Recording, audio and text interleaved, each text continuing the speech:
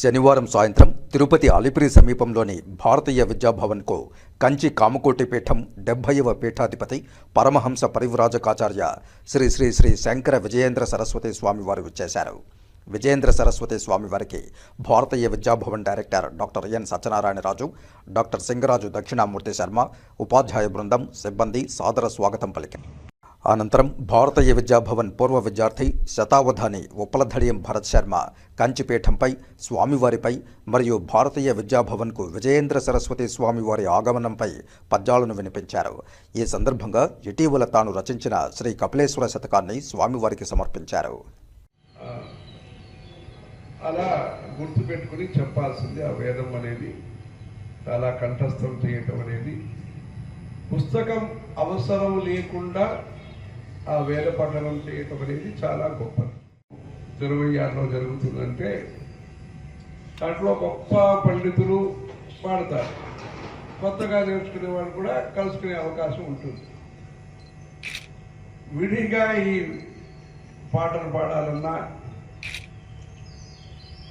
ఈ వేదం చెప్పాలన్నా నిస్సందేహంగా చెప్పాలి, అక్షరం లోపం లేకుండా చెప్పాలి. స్వరం ఉదాత్తం, అనుదాత్తం, స్వరితం అలాంటి స్వరాలు ఉంటాయి. ఆ వేద పఠనం చేసే ఒక పద్ధతి.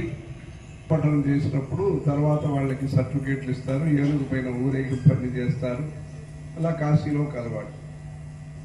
ఇప్పుడు మన దేశంలో కూడా ఇక్కడ కూడా ఈయన భాస్కర ఘనాపాటి గారు రాబోయే 17వ తారీఖు ఆలయం కరుణాలయం నమామి భగవత్పాద శంకరం లోక శంకరం అపార కరుణా సింధు జ్ఞానదం శాంత రూపిణం శ్రీ చంద్రశేఖర గురు ప్రణమామి ముదాన్వహం. ఇక్కడ తిరుపతి క్షేత్రంలో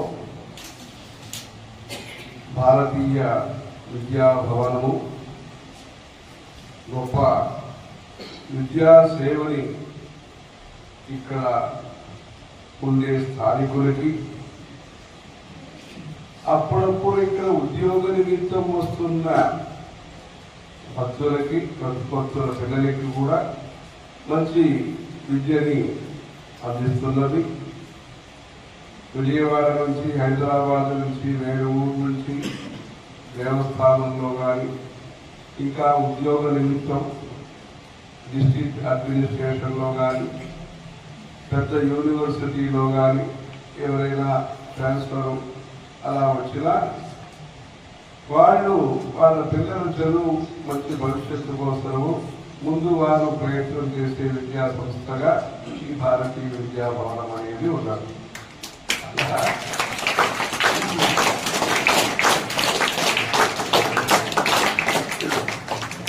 అనంతరం కార్యక్రమంలో భాగంగా తిరుపతి శ్రీ వెంకటేశ్వర సంగీత మరియు నృత్య కళాశాల అధ్యాపక బృందంచే సంగీత కచేరీ జరిగింది. వేణువుపై మండా అనంతకృష్ణ, మృదంగంపై తిరుపతి మృదంగం సుధాకర్ స్వామివారి సమక్షంలో సంప్రదాయ సంగీత కచేరీ నిర్వహించారు.